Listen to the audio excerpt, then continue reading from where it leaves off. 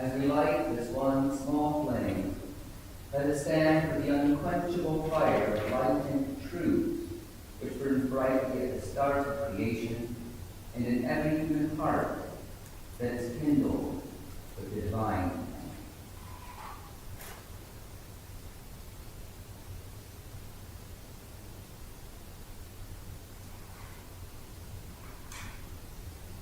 Good morning. Good morning. Welcome to Cross Street Chapel's Sunday service. I'm grateful for your presence here, for those who joined us in person as well as those who are following online. A quick note for those who are online, the microphone system is acting up, so we're using a different source, so my apologies if it's a bit softer. And as well, the battery on my phone is quite low, and I don't have my charger, so it might cut out partway through. We'll find out. So, funnily enough, something that happened similarly yesterday during the Christian Association service. But we are here today, we're here on Mothering Sunday, we're here halfway through Lent, we're here as spring continues to encroach upon our lives, reminding us of its themes of rebirth and renewal. And I hope that whatever it is that has brought you through these doors, a time for joy and celebration, a time for sorrow and repose, a time to hear a few words of wisdom, or to connect with one another, or to rest with the divine. Whatever it is that's brought you here, I hope you will find it as well as what you need. And the last I know for certain, this is my 10th year as in December will mark 10 years full-time ministry with you. So I know how lovely and warm and welcoming our congregation is.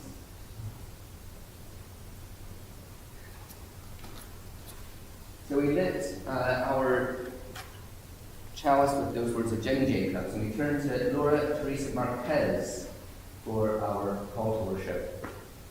May our effort, confidence, and concern for others be the altar from which we pray for personal abundance. May our effort, confidence, and concern for others be the altar from which we pray for personal abundance. And let us join together in singing our first hymn in the Purple Book, number 28, Nancy Dorian's Dear Weaver of Our Lives Design, hymn number 28.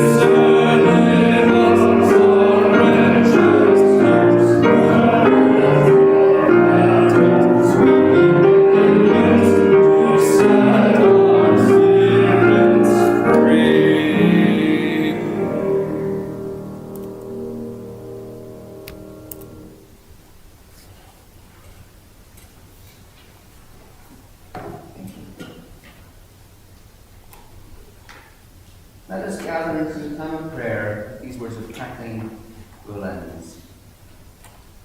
This is followed by our covenant, which is printed in the order of worship and will appear online for those following from home. But first, these words. Spirit of life, you've been a parent to us all. We enter into this time of gathering with mixed emotions. This is Mother's Day, a day set aside to honor, celebrate, and in some cases simply to reflect on those women who gave us birth. Some of us come to this day with joy, with strong and tender feelings for the women who have earned the right to be called mother. They not only gave us our lives, they are responsible for shaping our spirit. They have fed us, played with us, nurtured us, listened to us. They have given unselfishly for us. They have loved us unconditionally. If our mothers are still living, we may make the extra effort to be in touch and find ways to get back a portion of the love which we have so abundantly received. If our mothers have died, we take time to cherish our memories of them, memories which may flood our eyes with bittersweet tears of longing. We miss her, and we feel that loss even more acutely on this day, while also being grateful for her strength, her wisdom, and her beauty, and the gifts which she has passed on to us. For others, this day is not a time for celebration, but rather a time for reflection. Perhaps we cannot bring ourselves to buy that card, the one that waxes poetically about a mother's love or her presence in our lives. Rather, we may feel her absence through death or indifference. We may have complicated, difficult, unhappy associations mother. Instead, may we use this time to reflect on those who have mothered us, the women in our lives who have been shown their love for us, whether through motherhood or mentoring. Those through gentle, truth-telling, loving, wise, and whimsical women who have served as our teachers, our mentors, our guides, and our friends. And on this Mothering Day, may we remember the great mother that sustains us, whose body is the very substance of our existence, the very ground we walk upon, the very source of our being. For Mother, whatever place of the Spirit we come this morning, let us once again explore the concept of mothers. Amen.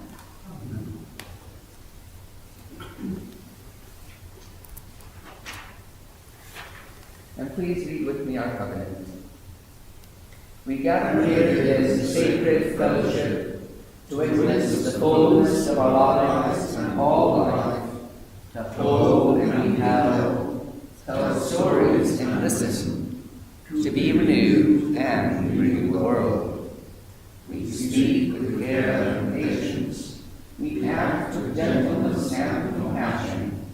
We forgive each other and ourselves. In faith that we build beloved community, we renew our covenant today. Amen.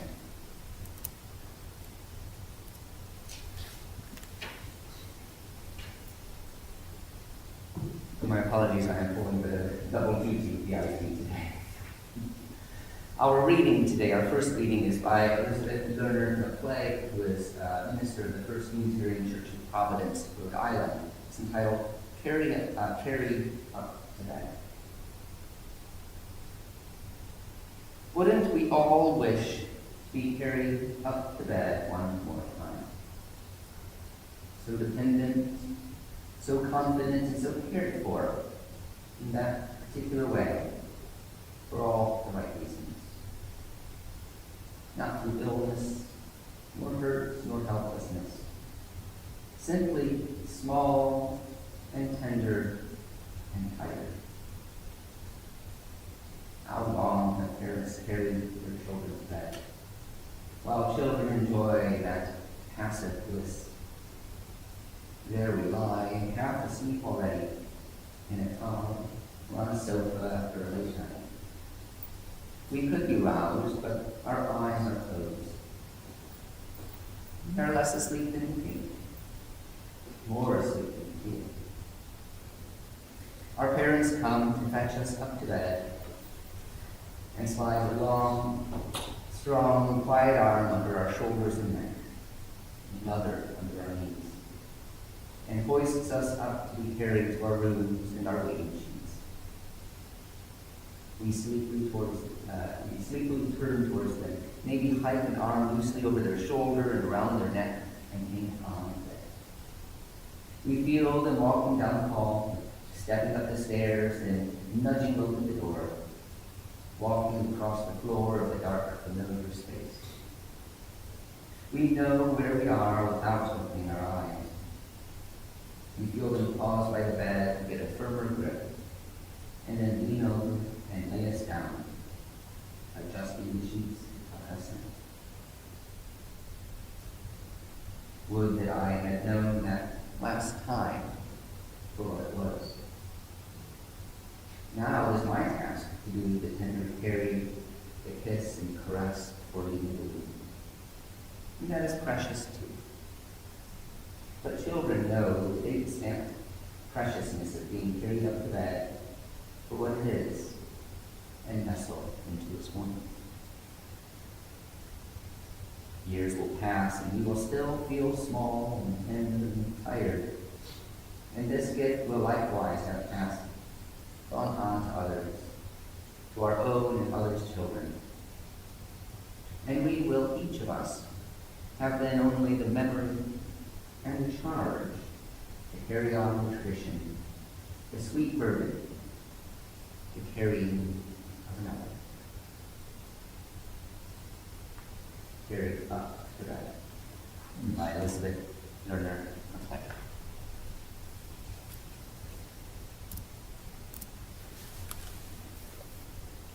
We come now to a time of sharing. You're able to come forward with your joys and sorrows, your trials and your triumphs. If you want to share these in person, please light a candle. If you have a few words to say, come to the microphone, so those who are listening online, those using the loop system will be able to hear you. You are, of course, invited to light a candle in silence, if you so wish. If you are online, please type into the chat box, and we will get the message out. And as always, if you wish to remain seated, know that your presence here is enough. Nothing more is asked of you, just your presence. So I'm going to light one candle today, and has 3 sentences to it.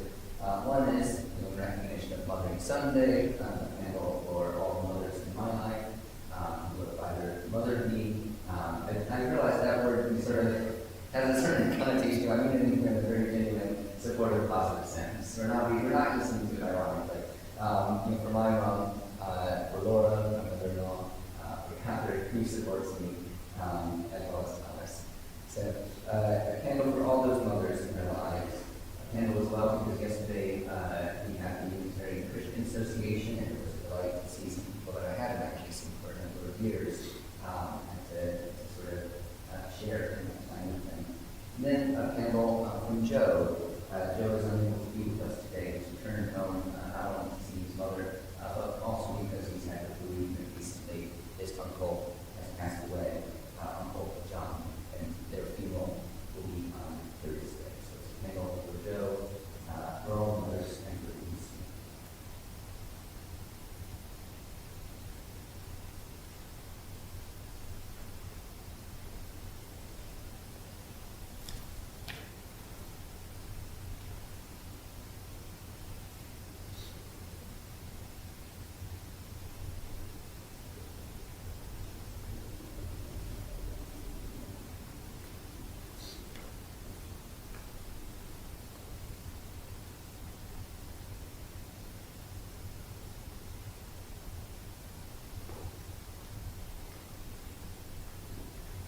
For my mum, who was without doubt my best friend, but also for my mother-in-law Doris, with whom I had an interesting relationship, but remembering her also.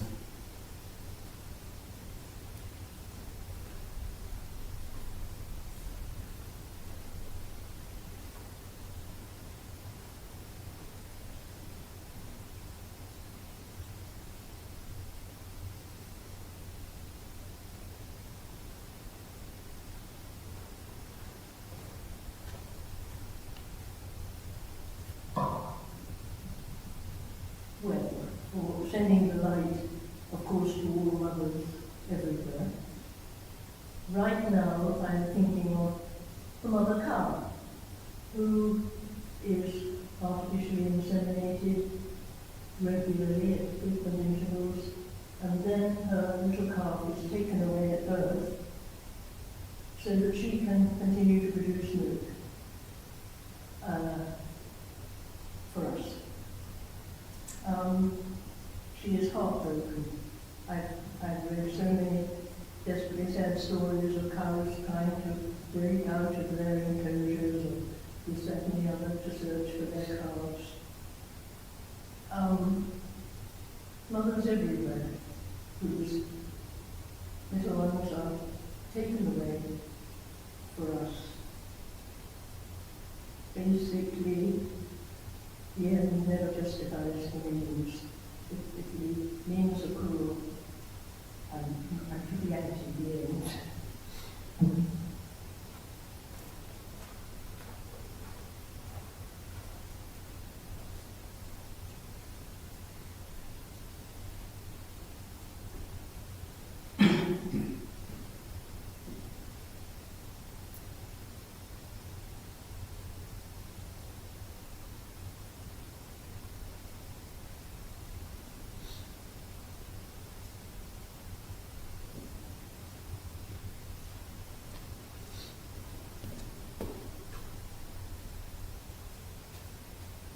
It's good to be back. And I'm very grateful to all my friends and members of the congregation here who have kept in touch with me over a number of months now.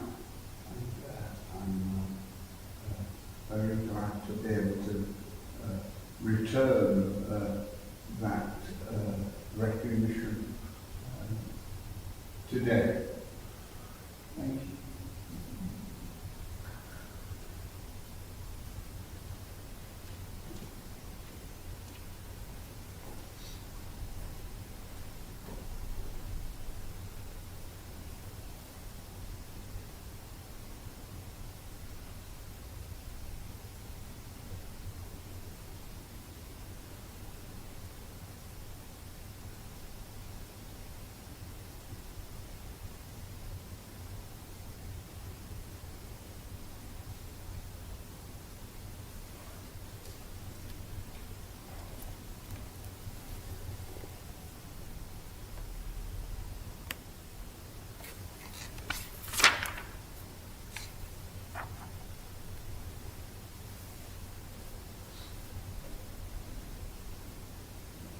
For all those joys and sorrows here spoken, and those that remain silently.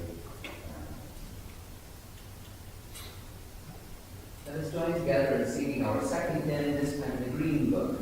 So here the old classes, number 52, Divinity is round us. Never gone. In number 52.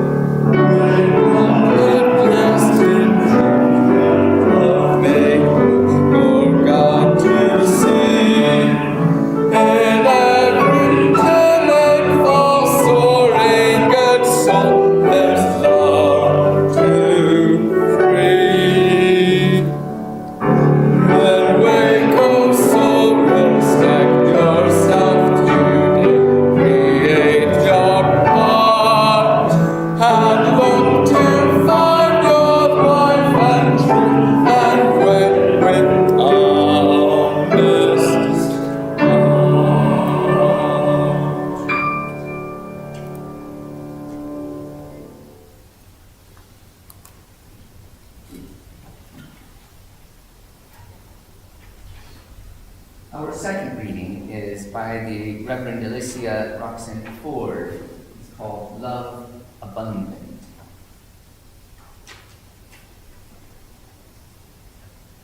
I lift my eyes up to the hills. From where will my help come? My help comes from love abundant. My help comes from the hills. My help, it comes from ancient mothers whose hearts beat in mine. It comes from the trees that sway and the breeze that sways them. My help comes from all that was and is and will ever be. I lift my arms, hushed by the soothing touch of waves caressing wounded shores, wounded souls.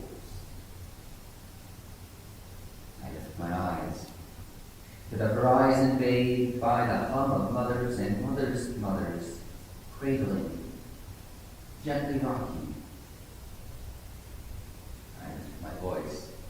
Call of the sea trees, sister moon, mother earth. My soul weeping, a symphony of life overflowing.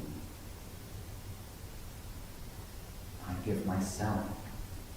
I too hum through every pore, with every breath.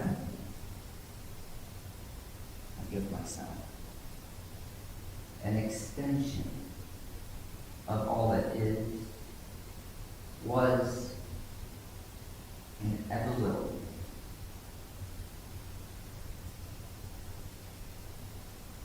Love abundant, I have said before.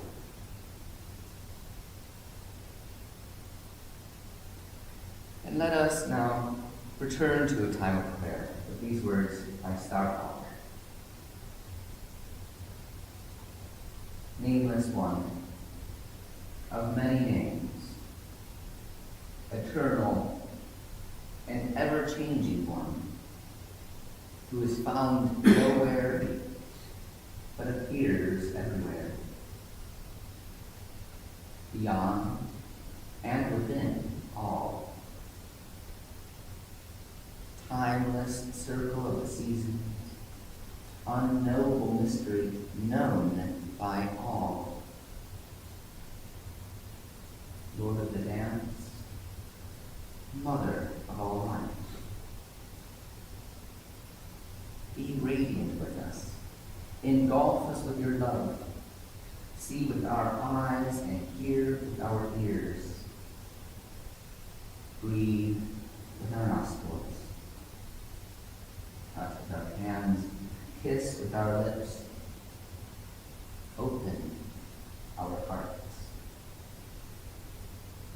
That we may live free at last. Joyful in the single song of all that is, was, or ever shall be.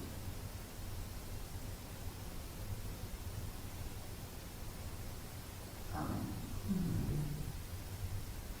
And so let us enter now into a period of silence for reflection, meditation, contemplation, and personal prayer.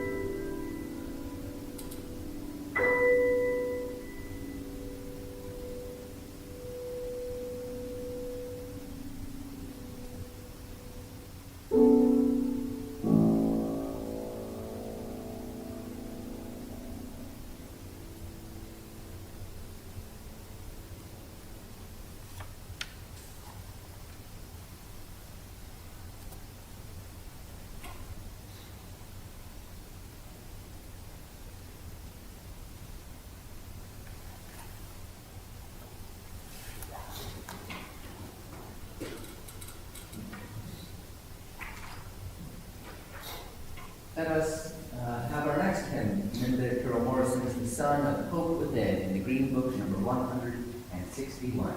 Hope, the son of Hope Within.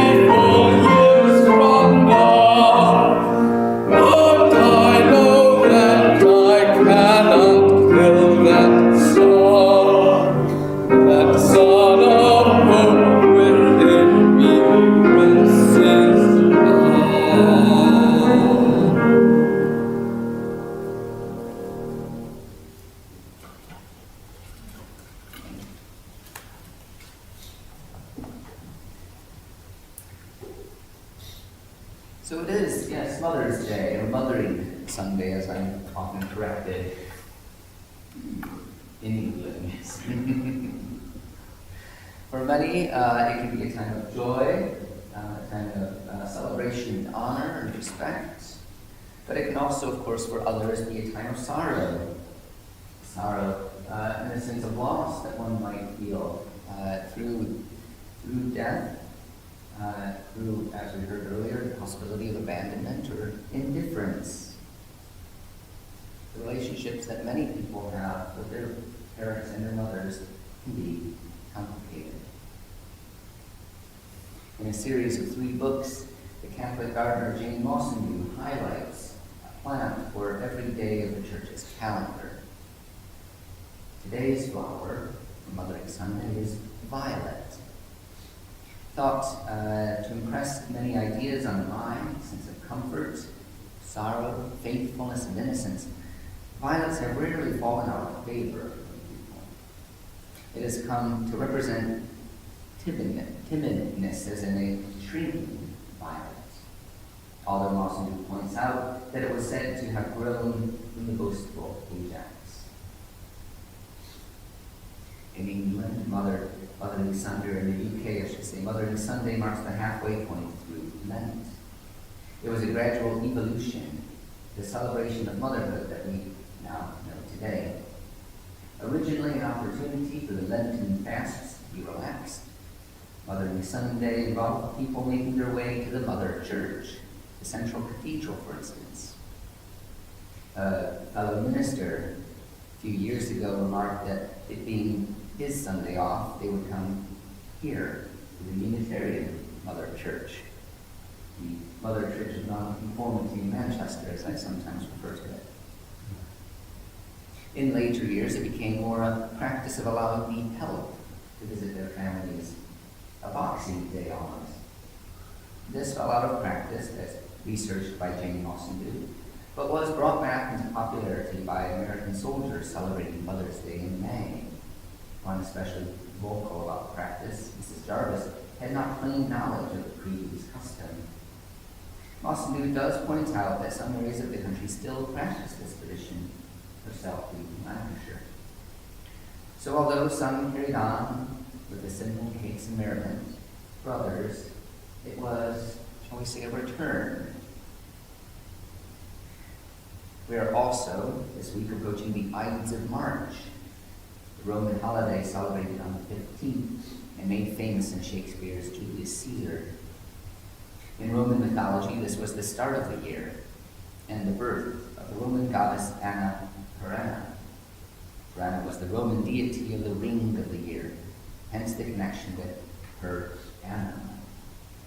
Ovid recounts her while fleeing, falling into a river and drowning, and becoming from this a water nymph hidden in the perennial stream, a water course that never ceases. And if the Ides of March reminded you of Shakespeare's Julius Caesar, violence, to return to Luke, may bring to mind the artist's warning to Ophelia, for Hamlet in the trifling of his favor, hold it to fashion and toy in blood, a violet in the youth of piney nature. Forward, not permanent, sweet, not lasting, the perfume and suppliance of a man. No more. This may be a reference to violet's ability to numb our sense of smell. It's where of all holidays, in fact, because in a few days as well, in the U.S., it will be Pi Day. Joke, of course, that in the American system of dates, where you have the month preceding the day, it is 314, or the first 3 digits of pi. In Britain, it might be celebrated on the 22nd of July, which is near enough. This was actually very significant for Pi Day a number of years ago, as the notion could extend as far as possible. A month of 3, 14 years, and 2015, with perhaps a moment of silence at 9:26 and 53 seconds. So Anna Perenna and Pi Day might remind us of the circular nature of time in our lives, the rituals and the environments that we constantly find ourselves again and again. The stream of the year never ceases. The circle always returns to its point of origin. I think March brings with it this great sense of returning. Perhaps renewing is a better word, as although everything is crisp and new, it is born from the cold ground that preceded it. And so in this sense, it's not new at all. We hear this sentiment echoed in the words of T.S. Eliot.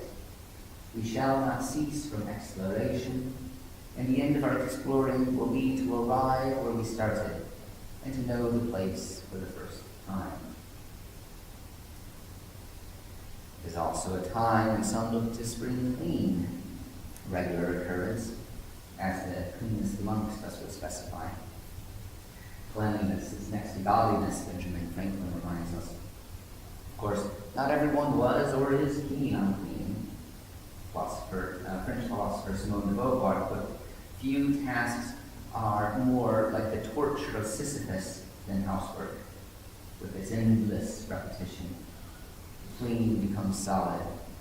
The soil is made clean, over and over, day after day. In our house, the washing is never finished. And just as the washing load has been rolled up that hill, a new load happens upon us. Interestingly enough, I think it's quite fascinating with Simone de Beauvoir, and I can't recall who it was, her contemporary who wrote about Sisyphus being happy. Great existential philosopher whose name escapes me. But just sort of, they knew each other, quite well. I think it's quite interesting that she takes on this perception of Sisyphus as being tortured, and he takes on the happiness of Sisyphus in his task. However, returning to our own troubles, our own spring cleaning is well needed, but was prompted not by the cycle of the seasons, but rather the one-off of a move. We have a title that reads, "This house is clean enough to be healthy and dirty enough to be happy." There's nothing like opening the drawer stuffed with expired warranties to remind one of what was once considered important. The fact that so many devices are still running so long after the guarantee by the company is restorative for my soul and faith in humanity. Difficult decisions are made, however, in spring cleaning. I find my conscience torn when forced to consider disposing of something sentimental that has not seen the light of day since its creation, or perhaps a book that I know in my heart will not actually be read. There is melancholy at having to make a decision for which little happiness can be gleaned. Either one loses something of emotional value, or one loses the peaceful appeal of an uncluttered room. One may be disappointed by their lack of strength in keeping an object, or their lack of strength in casting it aside. To paraphrase Kierkegaard,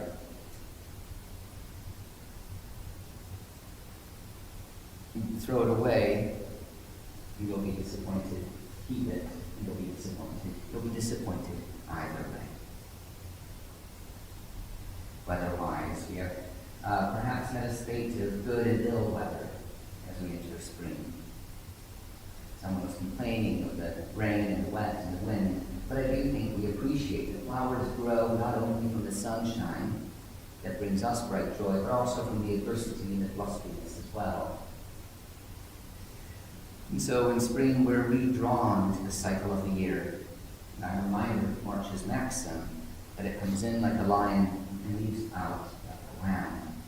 The tumult and the pain of earth's reawakening will settle and rest, were we to just give it enough time and faith. But the key here may be the transformation capable of much. What has been challenging may become easier. What has become disparate may be united.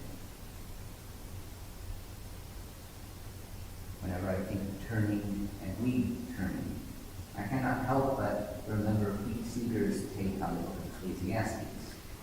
For everything, turn, turn, turn. There is a season. Turn, turn, turn.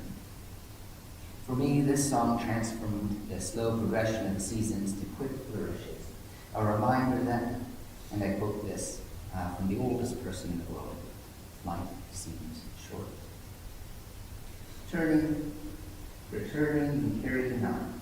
This is the juxtaposition created by a swirling universe, always rediscovering the themes in our lives: birth, growth, death, renewal, summer, autumn, rest, spring. But a return that is constantly built and matured through time. That watcher that meanders through our lives, the perennial stream that carries anna per anna, that adheres to laws examined but beyond our comprehension. That stream on whose bank one can find sweet, morose, gentle violet, carries our life and our memories from the misty foothills and the well springs of creation to an ever-widening, big, big sea.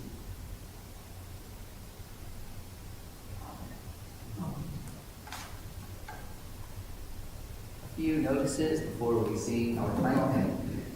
Please do let me know if you need to have a conversation. You can write, you can see me in person, or you can write to minister@crossstreetchapel.org.uk. We're also grateful as well for people to sign up for volunteering, or if it's almost an ad hoc thing, you don't have to sign up. I'm always grateful to know people's availability for things such as greeting, reading, writing flowers, or assisting with the IT, the tea and coffee. And do we have anyone to help with the tea and coffee today? We're also grateful for any contributions that you may make to the mission to sort of advance the mission of the chapel. You can donate online at justgiving.com/crossstreetchapelmanchester. You can write to me at minister@crossstreetchapel.org to see about setting up a standing order. And we have a retiring collection here for those in person who may be able to give.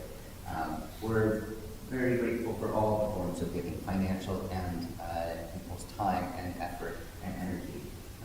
So if it's beyond your financial means, don't feel pressured. And if it is your first time with us, remember that your presence here is enough. We have our annual general meeting in a few weeks on the 24th. Please do sign up if you're able to join us and bring a dish to pass. It's a great opportunity to hear about the past accomplishments of the chapel over the past year, the upcoming ambitions that we have, as well as our committee and hear about the sort of financial strength of the chapel particularly. For members, you'll have an opportunity to vote. I was going to say, if you have 1 year standing, is set by the Constitution, but that rule is normally set aside by someone at the start of the meeting.